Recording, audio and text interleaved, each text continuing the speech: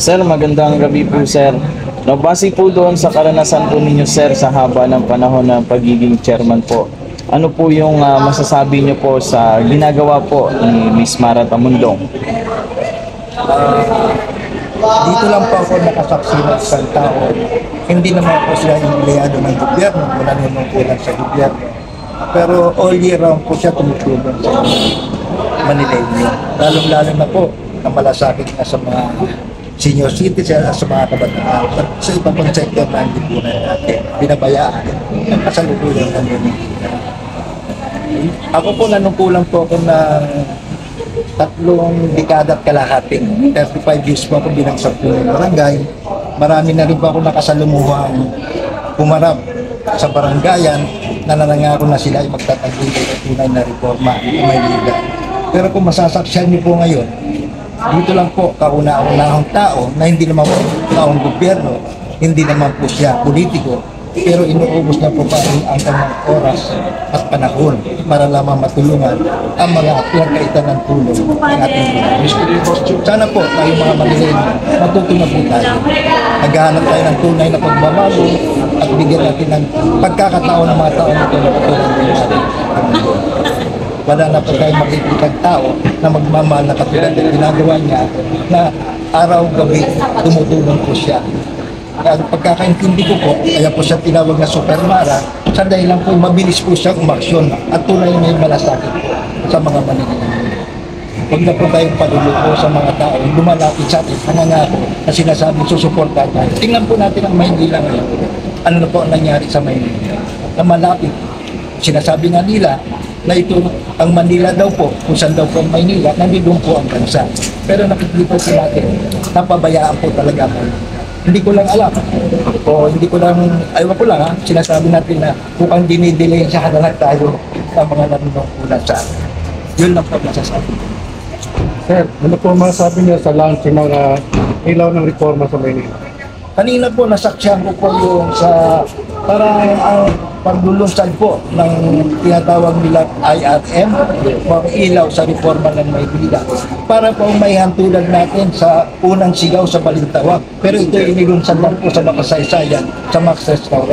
Pero nakita naman po natin ang mga response ng mga ng senior citizens. Talagang gusto nila na magkaroon ng reforma sa siyudad ng Maynila. Sa pamamagitan po ng mga tayo po. Sapagkat nakita nila ang kailangan palasakit ng mga sa kanilang halay. Magaling po, magaling. Sir, mensahe po para sa ating mga Manileño. Ay, ang mensahe ko po sa ating mga taga-Manila, matuto na po tayo mapili ng ating kinatawan. Paawa na po tayo sa ating buhay.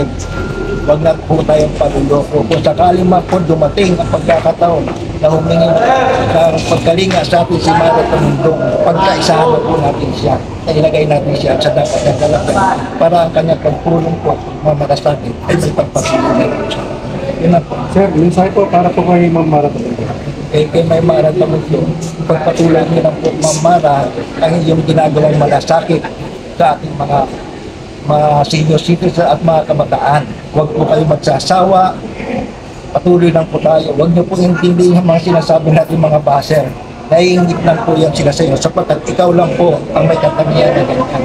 Hanapan niyo ako ng isang tao na nanunungkulan na katulad wala po tayo makikita. Dito lang po siya.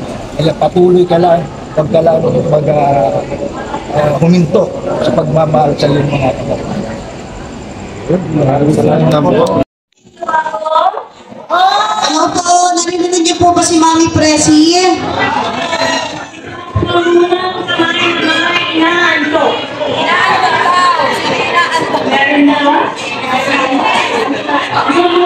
Nalulungkot, ipakita sa bahay.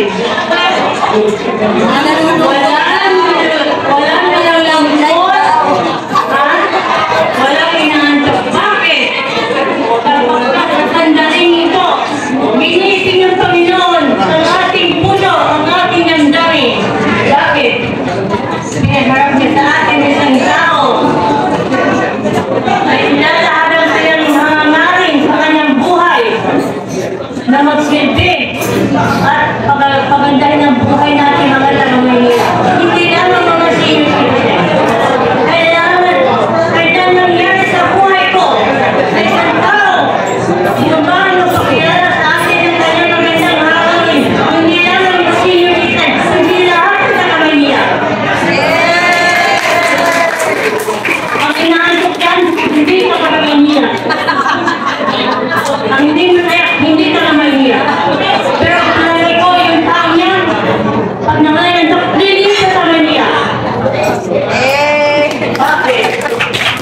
Ibigyan nyo sa kanyang pagsasalita.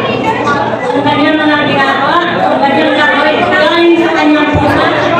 Ngayon, gusto ko natin na yan ay matupad niya. Paano natin makapatupad yan? Anong pamamaraan?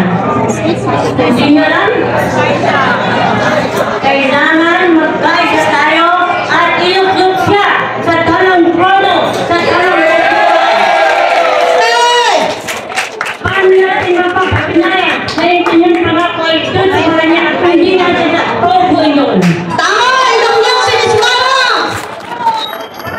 Umuti nga ang buko sa mga salita ng trapo. Tama na yung mga trapo, tama na mga basahan. Tayo ay magkaisa, hindi lang ang kanya nito, ang ating pamilya, ating mga kapitbahay, kaibigan. Ilugdog natin at doon natin mapatunayan kung siya ay talagang talaga. Paano tutupad kung hindi natin siya ilulugdog? Diba? Ayun, isa pa. Paano nyo ng kandidat niya? Malapit na yan. Hindi ka lamang namin sasamahan. Hindi ka lamang namin sasamahan. Mara, napakpay mo na yung kandidati. Kapag ikaw ay aming iyahati. Iba yung sasamahan, iba yung iyahati. Iyahati natin siya sa kanyang pagkay ng kandidati sa Comelec. Hindi lang sasamahan, iyahati. Iba ang iyahati, iba ang sasamahan. At habang nandang sa taas, Comelec ng kapay, ang kapay niya, nakapila tayo. Tayo siya, kapatid, ang panalangin natin lahat, ang pagkudnad ng buhay natin, nakasalalay, second sa takong mayor ng Manila. Yes! Sabi ko naman yung sinasabi ko mo.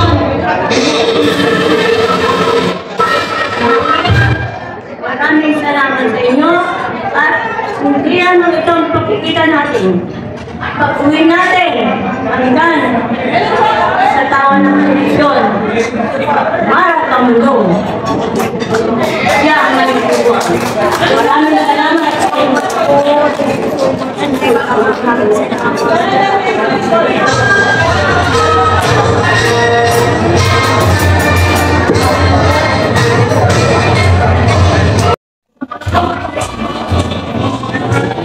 Ako po sana